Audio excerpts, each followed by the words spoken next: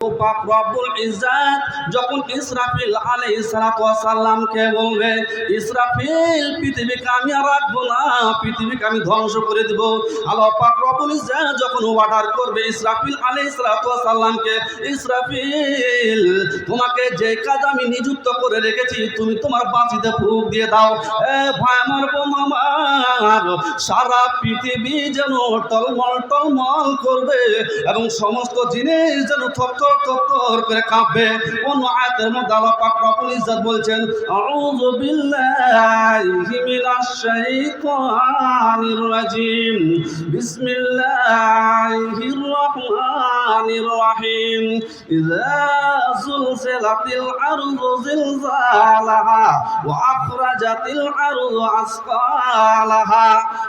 মা আমার, বোনেরা, বাবাজিরা আমার, আমি আমার সমস্ত আত্মীয় স্বজনকে যখন আমি কবর দিয়েছি, আমি লাশ পুঁতে রেখেছি, আল্লাহ পাক রব্বুল ইজ্জত যখন কিয়ামত কায়েম করে দিবে সে সময় যতগুলো লাশ পুঁতে রেখেছি সমস্ত লাশগুলো উঠে যেন পশ্চিম গগনে দৌড় মারবে। ওই সময় যখন মানুষ যখন পশ্চিম গগনে হাসরের মাঠে দৌড় মারবে, ভাই আমার, বন্ধু আমার, বাবাজিরা আমার, তখন পরিস্থিতিটা আমাদের অবস্থাটা কিরকম হবে আপনি কি একবার চিন্তা ভাবনা করেছেন? না না, আমরা কেউ চিন্তা ভাবনা করি না। আমরা রঙ্গ রহস্য লীলা তামাশায় মেতে রয়েছি। এই জুয়াই নওজোয়ান, এই যুবকের দল, ওরে সারা পৃথিবীর বুকে তুমি বিরাজমান করছো, তুমি রঙ্গ রহস্য লীলা তামাশায় তুমি মেতে রয়েছ।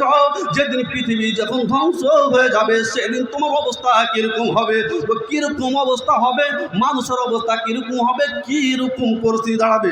আল্লাহ পাক রব্বুল ইজ্জত আয়াতের মধ্যে বলছেন, আউযু বিল্লাহি মিনাশ শাইতানির রাজিম, বিসমিল্লাহির রহমানির রহিম, ইয়াওমা তারাউনাহা তাযহালু কুল্লু মুরদিআতিন আম্মা আরযাত ওয়া তাযাউ কুল্লু যাতি হামলিন হামলাহা ওয়া তারান নাসা সুকারা ওয়া মা হুম বিসুকারা ওয়ালাকিন্না আযাবাল্লাহি শাদীদা।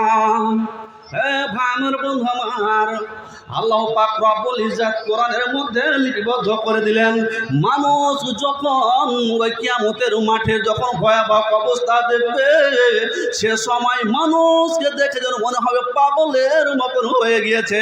এই ভগবাগা, সেই দিন কিয়ামতের মাঠে তুমি অবস্থা কি হবে তুমি জানো না। তুমি খুব রঙ্গ রহস্য লীলা তামাশায় মেতে রয়েছ।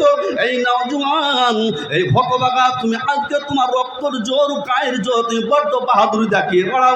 সেদিন কিয়ামতের মাঠে তুমি যে লীলা তামাশায় মেতে রয়েছ, আল্লাহ পাক রব্বুল ইজ্জত আপনাকে আমাকে সারা ওয়ার্ল্ডের মুমিন ব্যক্তিদেরকে আল্লাহ পাক রব্বুল ইজ্জত একটা কাজ দিবে। সেদিন সেই কাজটা যদি করতে পারেন আপনি আমি, তবে পরিত্রাণ পাবো, নচিত আমার জন্য আপনার জন্য রহমতের দরজা খোলা হবে না, হবে না।